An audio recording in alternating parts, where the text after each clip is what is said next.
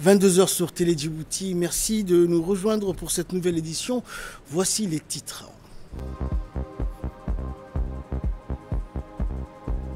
Les deux ministres djiboutiens et rwandais des Affaires étrangères ont co-présidé la deuxième commission ministérielle conjointe. L'ONU et l'Union africaine œuvrent à mettre fin à la guerre sur le continent.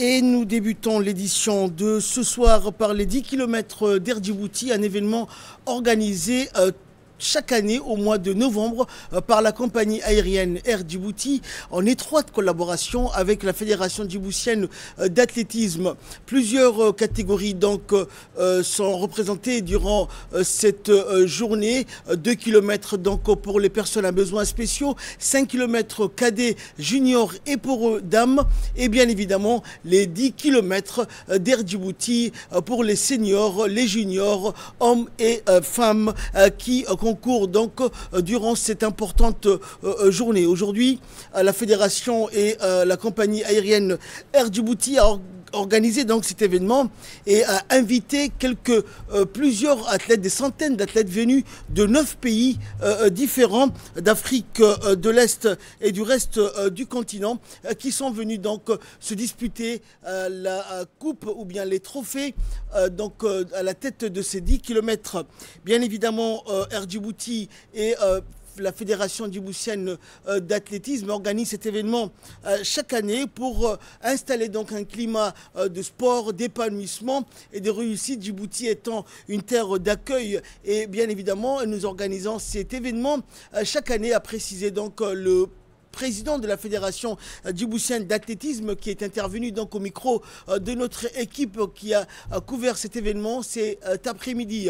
Alors les 10 km d'Air Djibouti se sont clôturés ce soir à l'heure où nous vous parlons par une importante cérémonie de remise de coupes et de trophées. Une importante soirée a été organisée au Haïla Grand Hôtel par Air Djibouti et la FDA pour récompenser les vainqueurs de ces différentes compétitions. Alors les pays qui ont été représentés durant ces 10 km d'aujourd'hui sont bien évidemment le Burundi, le Rwanda, le Sud-Soudan, Somalie, Somaliland, Liban, Tanzanie et Zambie et bien évidemment le pays hôte de cet événement, Djibouti. 9 pays au total donc qui ont concouru cet après-midi durant ces 10 km. Écoutons pour plus de précision l'interview que nous a accordé le président de la Fédération djiboutienne d'athlétisme, Saïd Ismail Hassan. C'est la 6e édition du 10 km d'Air Djibouti. Donc si nous sommes à la 6e édition, ça veut dire que c'est un partenariat qui a duré déjà 6 ans entre la Fédération djiboutienne d'athlétisme qui organise toutes les manifestations sportives, et surtout en particulier l'athlétisme, ici à Djibouti, et notre partenaire Air Djibouti qui ne s'est pas arrêté à la première édition et qui ont toujours voulu renouveler chaque année l'expérience de toujours sponsoriser les 10 km d'Air Djibouti. Pour nous, aimant le sport et en particulier l'athlétisme, c'est vraiment un honneur de participer tous les ans ici à la place Melik et d'organiser un 10 km à la place Melik. Vraiment, moi je pense que c'est la meilleure course qu'on organise ici à Djibouti. D'abord, c'est 10 km, ça se passe au centre-ville, vraiment très difficile. Et bon, comme on a de bons athlètes, là aujourd'hui, les meilleurs ne sont pas là, ils sont partis au Jeux islamique à Riyad. Mais là, par contre, on a les espoirs qui sont là. Les 5 km, les juniors ont bien couru, y compris les cadets, les filles. Là maintenant, on va voir les 10 km. Quelle est la particularité de cette 6e édition de Air Djibouti? La particularité, c'est toujours la continuité. Parce que cette année, on a séparé les juniors et les cadets. Avant, tout le monde était cadet. Là maintenant, on a dit ça suffit. On met d'abord les juniors. Sur 5 km, il y aura un classement junior et un classement cadet. Combien de pays sont invités à cette course? Cette course, il y a 9 pays qui sont invités à cette course. Avec notre pays, 10 pays qui vont concourir les 10 km. Il n'y a que les 10 km qui est international. Les autres courses, c'est des courses nationales qui sont organisées pour nos jeunes. Dans l'actualité également, après un premier tête-à-tête au ministère des Affaires étrangères et de la coopération internationale, le ministre des Affaires étrangères, Abdelkader Hussein Omar, et son homologue rwandais, Olivier Nduhungirehe, se sont rendus à l'Institut diplomatique, à l'Institut des études diplomatiques pour co-présider la deuxième réunion de la commission ministérielle conjointe entre Djibouti et le Rwanda. Cette session de haut niveau a vu la participation de plusieurs figures clés du paysage économique et institutionnel djiboutien, notamment le président de l'autorité des ports et des zones franches de Djibouti, le président de la chambre de commerce, ainsi que le directeur de l'Institut des études diplomatiques. Les échanges ont porté sur le renforcement de la coopération bilatérale dans plusieurs secteurs stratégiques, commerce, logistique, transport, éducation, diplomatie, innovation et investissement. Les deux ministres ont salué également les progrès accomplis depuis la première session et ont réaffirmé leur volonté commune d'intensifier les échanges et de promouvoir un partenariat économique durable et équilibré. À l'issue de la réunion, les deux parties ont procédé à la signature de 9 documents officiels marquant une nouvelle étape dans la coopération entre Djibouti et le Rwanda, 5 mémorandums d'entente et 4 accords couvrant divers domaines d'intérêt commun.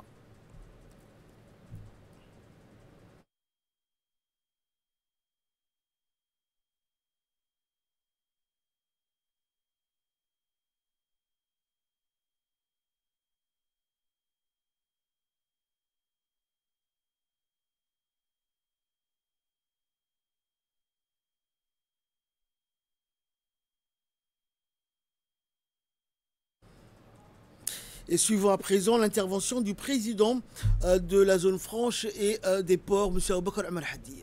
Rwanda et Djibouti, nous avons déjà travaillé sur les ports et les zones franches. Nous avons fait land swap. Le Rwanda a une zone de 40 hectares dans notre zone franche, Djibouti International Free Trade Zone. Et nous avons 10 hectares zone économique de Kigali, et puis on a 20 à Bugesera. On va développer vers l'aéroport de Kigali. Et également, nous avons développé le modèle Sea Air Cargo. Les marchandises qui viennent par voie maritime et qui sont transportées par voie aérienne vers les pays du continent. Aujourd'hui, nous sommes à 29 villes du continent que nous servons. Et on utilisait une seule compagnie aérienne auparavant, qui était Ethiopian Airlines. Rwandair nous a rejoints. Elle fait du bon travail. Et tout ce que nous, maintenant, une partie de ce que nous importons de l'Europe passe par Kigali pour venir à Djibouti. Une autre partie vient de l'Europe et vient à travers Dubaï vers Djibouti. Suivant également l'intervention du ministre rwandais des Affaires étrangères. Cette réunion illustre l'esprit durable d'amitié, de respect mutuel et de coopération qui caractérise depuis longtemps les relations entre le Rwanda et Djibouti. Excellence, le Rwanda apprécie le partenariat solide et en constante progression qui unit nos deux nations. Les accords et mémorandums d'entente élaborés et prêts à être signés témoignent de notre volonté commune d'approfondir la coopération bilatérale dans des domaines stratégiques d'intérêt partagé. Je voudrais souligner l'importance d'une mise en œuvre rapide et efficace de tous les instruments existants. Renouvelons aujourd'hui notre engagement à traduire ces textes en résultats concrets au bénéfice de nos populations. À cet égard, la commission mixte ministérielle demeure un mécanisme essentiel de coordination et une plateforme privilégiée pour évaluer les progrès, identifier les défis et explorer de nouveaux domaines de coopération en harmonie avec nos priorités nationales respectives. Vous vous souviendrez que lors de la visite d'État effectuée à Djibouti par son Excellence Paul Kagame, président de la République du Rwanda, en avril 2017, nos deux pays avaient convenu de créer cette commission ministérielle mixte afin d'assurer le suivi de la mise en œuvre des différents accords et mémorandums signés. Cette visite avait conduit à la signature de plusieurs instruments importants, notamment dans les domaines des technologies de l'information et de la communication, des services aériens, des investissements et de la suppression des visas. Et c'est le ministre des Affaires étrangères, chef de la diplomatie djiboutienne, qui a clôturé la série des interventions. Mesdames et messieurs, cette rencontre s'appuie sur les fondations solides établies lors de la première commission mixte tenue avec succès à Kigali, au Rwanda, en mai 2023. Cette session marque un nouveau jalon dans le renforcement continu de nos relations bilatérales, illustrant notre volonté commune de les faire progresser. Elle nous offre par ailleurs une occasion précieuse de discuter d'un large éventail d'intérêts partagés, guidés par un esprit d'amitié sincère, une compréhension réciproque et un engagement renouvelé à hisser notre coopération vers de nouveaux sommets. Nos deux pays partagent bien plus que de solides liens diplomatiques. Ces liens ont été concrétisés et institutionnalisés par la signature de plusieurs accords clés, couvrant notamment la coopération générale, l'exemption des visas pour les détenteurs de passeports diplomatiques et des services, les technologies de l'information et de la communication et la protection des investissements. Ces liens ont de surcroît été réaffirmés au plus haut niveau de l'État par des visites officielles entre nos deux chefs d'État, respectivement en 2016 et en 2017, attestant de la profondeur et de la régularité de nos échanges politiques. Je suis confiant que le résultat concret de cette commission, traduisant nos aspirations communes en actions mesurables, généreront des bénéfices tangibles et durables pour l'ensemble de nos populations.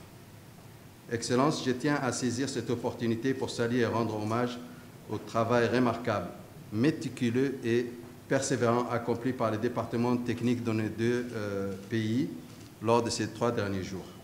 Leurs efforts ciblés ont porté sur des secteurs essentiels à la diversification de notre partenariat. Dans l'actualité également, dans le cadre des réunions de la commission mixte Djibouti-Rwanda, le président des autorités de port et de zone franche de Djibouti a reçu au sein de la Djibouti International Free Trade Zone une délégation ministérielle rwandaise de haut niveau conduite par le ministre des Affaires étrangères et aux côtés de son homologue djiboutien, ministre des Affaires étrangères également. Les visites ont débuté à la société de gestion du terminal à conteneurs de Doralé, l'un des terminaux à conteneurs les plus modernes et performants d'Afrique, offrant une capacité de manutention de classe mondiale et une connectivité stratégique aux grandes routes commerciales internationales. La délégation s'est ensuite rendue au Doralé multipurpose au port, le port multimodal de Doralé, un pôle régional majeur conçu pour accueillir différents types de cargaisons et soutenir des opérations logistiques diversifiées. La mission s'est achevée par une visite des installations ultramodernes de Djibouti International Free Trade Zone, véritable plateforme d'investissement et de développement industriel au cœur de la Corne de l'Afrique. Les discussions ont mis en évidence les liens profonds de fraternité et de solidarité unissant Djibouti et le Rwanda, deux nations résolument engagées dans la promotion de l'intégration économique et de la coopération africaine. Le ministre rwandais a déclaré que cette visite fut à la fois impressionnante et inspirante, offrant des précieuses perspectives de partenariat et d'investissement. Il a rappelé le lien fraternel qui unit les deux pays à travers l'échange de terrain.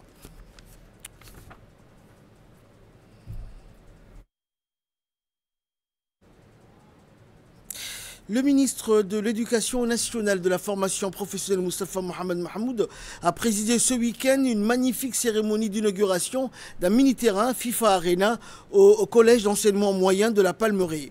Cette cérémonie qui s'est déroulée en présence du président de la Fédération djiboutienne de football, des membres éminents de la FIFA, des hauts cadres du MENFOP, des parents et des élèves marquait l'inauguration du premier terrain synthétique de football à 7 dans le cadre du projet FIFA Arena auquel le ministère de l'Éducation nationale a été éligible parmi plusieurs pays africains.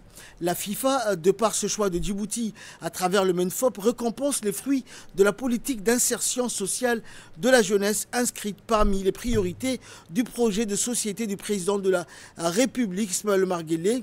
La délégation de la FIFA a ainsi pu apprécier la pertinence du choix de site de la Palmeraie, situé au carrefour des quartiers à forte densité populaire et qui répond en parfaite adéquation aux objectifs visés par le projet FIFA Arena et du mini-terrain de football.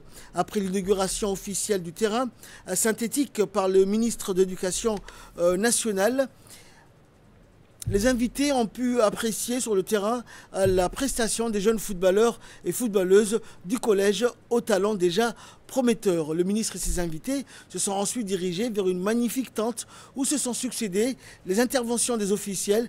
En premier, celui du représentant de la FIFA qui n'a pas manqué de féliciter le leadership du ministre et de son département. Le président de la FDF a quant à lui souligné sa joie et a mis l'accent sur l'intérêt de cet espace de jeu pour les collégiens et plus largement du partenariat formalisé entre le MENFOP et son institution, suivant l'intervention du représentant de la Fédération internationale de football. Je voudrais gracieusement remercier tout d'abord la Fédération de Djibouti et le ministère de l'Éducation pour la mise en place de cette petite terrain de foot. Ce terrain de foot qui fait partie du programme du président Infantino, le programme de FIFA Arena, pour créer des petits terrains, des mini-terrains, des mini-pitchs partout au monde. L'ambition, c'est d'en avoir 1000 bientôt, tout au monde. Et ce qui est très important, c'est de savoir que ça va donner l'opportunité aux scolaires de jouer des matchs entre eux, d'avoir des entraînements. Et c'est fantastique. Et je remercie encore une fois la Fédération parce qu'on est vraiment content de l'avoir réussi.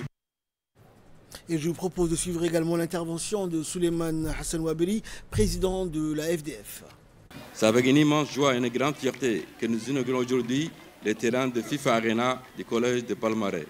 Un lieu qui symbolise l'avenir de notre jeunesse et l'engagement de notre pays envers le sport et l'éducation. Ce terrain n'est pas seulement un espace de jeu, c'est un espace d'apprentissage, de partage et d'espoir. C'est ici que naîtront de nouveaux talents, que s'exprime la passion, la discipline et la valeur du football, le respect, le travail et la solidarité. Grâce au programme FIFA Forward et au soutien constant du président de la République, de la Première Dame et du gouvernement djiboutien, du ministère de l'Éducation nationale et de la formation professionnelle, et le président de la FIFA et l'ensemble de son équipe, nous continuons à rapprocher le football des écoles, des jeunes et des communautés. Aujourd'hui, Djibouti avance et nous converge sur le chemin du développement sportif. Nous formons, nous construisons, nous éduquons.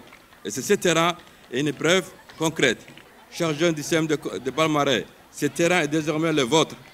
Prenez un soin, faites-y briller votre passion, portez haut les couleurs de Djibouti. Vive le football, vive la jeunesse djiboutienne et vive la coopération entre la FIFA, le ministère de l'Éducation nationale et la Fédération djiboutienne de football. Et dans son intervention, le ministre Moustapha Mohamed Mahamoud a longuement mis l'accent sur la valeur de ce concept de la FIFA. On l'écoute. Le jeudi 13 novembre 2025 restera une date donc marquante pour l'insertion sociale des jeunes à travers le football. En effet, cette infrastructure que je viens d'inaugurer en ce jour avec les responsables de la FIFA s'articule avec cohérence autour des grands axes du projet de société pour l'insertion de la jeunesse du président de la République, El Hadj Ismaël Omar Guelleh. Le président de la République a toujours souligné dans ce cadre que le sport est un formidable outil d'intégration sociale en tant que vecteur d'épanouissement et de citoyenneté, particulièrement pour la jeunesse. Le sport, et notamment le football, populaire et universel, doit donc être vu conformément à la vision du président de la République, comme un levier pour créer des liens sociaux, pour renforcer la confiance en soi et favoriser une intégration efficiente de toute la jeunesse djiboutienne sans distinction. Ce projet de la FIFA, qui a pour objet de renforcer le football scolaire et de favoriser l'insertion des jeunes à travers le football, s'inscrit parfaitement donc dans le cadre de la politique éducative du ministère de l'Éducation nationale et de la formation professionnelle. Donc il y a 2 établissements scolaires qui vont profiter donc de ce type de terrain. Il s'agit du CM de la Palmeraie et le CM de Dougli. Sélectionnés dans le cadre du projet FIFA Arena ont été donc identifiés, ont identifié ces deux écoles comme bien sûr une première étape ou une première phase. Mais Inch'Allah, nous comptons, Monsieur le Président de la Fédération de football djiboutienne, mais également les représentants de la FIFA sont là pour qu'au moins chaque établissement scolaire puisse avoir un terrain d'esthétique. Les projets devraient ainsi bénéficier à raison de 2 fois par semaine de près d'à peu près 5 000 jeunes par an, par année scolaire. Donc là, vraiment, c'est une très bonne chose. Donc mon département se donne pour ambition, Inch'Allah, à travers ces concepts novateurs, de favoriser l'insertion sociale des jeunes déscolarisés, membres des associations de quartier, en leur rendant accessibles les aires de jeu des établissements scolaires et la pratique des différents sports inclusifs et populaires, comme le sport à 7. Je félicite également le président Gianni Infantini pour la mise en place de ces projets ambitieux. Et enfin, pour clore l'actualité nationale, une délégation de 5 parlementaires djiboutiens participe à la 6e session ordinaire de la 6e législature du Parlement panafricain qui se tient du 2 au 16 novembre à Midrand, en Afrique du Sud. La cérémonie d'ouverture présidée par le chef Fortune Charoumbira, président du Parlement panafricain, a eu pour invité d'honneur Ahmed Mohamed Al-Jarwan, président du Conseil mondial pour la tolérance et la paix. Comme de coutume, cette session de novembre rassemble les représentants des parlements des États membres de l'Union africaine pour débattre des grandes questions politiques, économiques, sociales et sécuritaires du continent dans un esprit de promotion de l'intégration africaine et de la gouvernance démocratique. La délégation djiboutienne a pris une part active aux travaux en plénière et en commission, en intervenant notamment sur les thèmes du développement durable, de la paix, de la sécurité et de la coopération interparlementaire. Cette participation témoigne de l'engagement continu de Djibouti en faveur de la diplomatie parlementaire et des idéaux panafricains.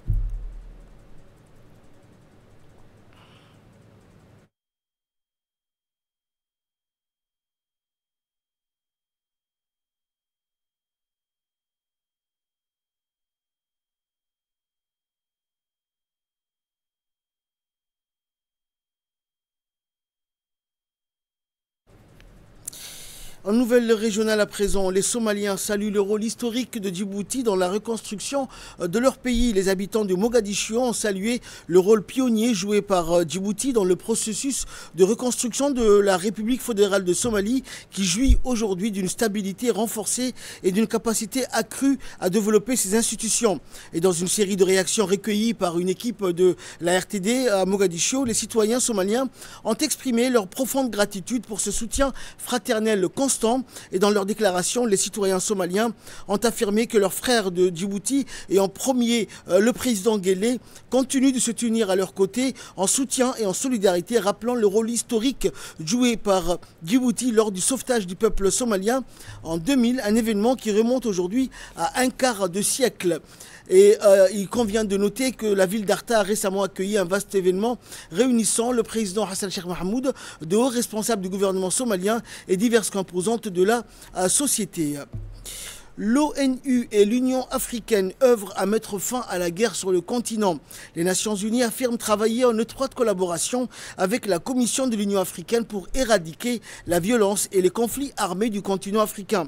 Les deux organisations tentent également d'aligner leurs agendas de développement, l'agenda 2063 et l'agenda 2030, afin de mettre fin à la guerre sur le continent et d'assurer une meilleure représentation à l'ONU. Le secrétaire général Antonio Guterres a déclaré que l'alliance stratégique étroite entre l'ONU et l'UA a conduit à un cadre conjoint sur la paix et la sécurité, améliorant ainsi la collaboration depuis les indicateurs précoces de conflit jusqu'à la construction de la paix post-conflit.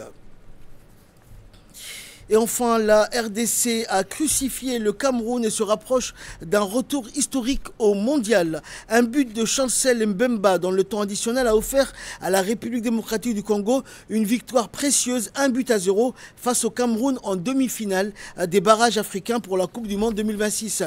Cette défaite marque une immense déception pour les Lions indomptables qui marquent ainsi une 9e participation au mondial. Et de son côté, la RDC n'a plus retrouvé la phase finale d'une Coupe du Monde depuis presque un demi-siècle. C'est la fin de cette édition. Merci pour votre très aimable attention.